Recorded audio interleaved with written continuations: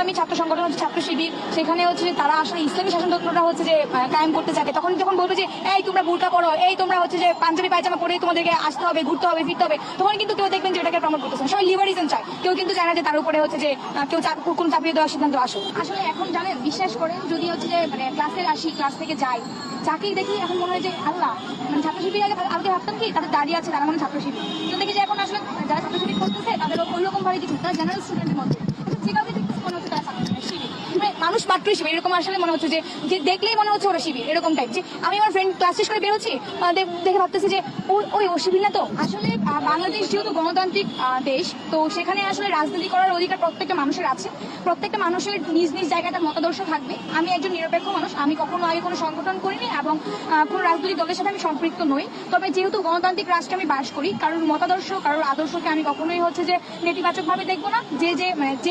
যে যার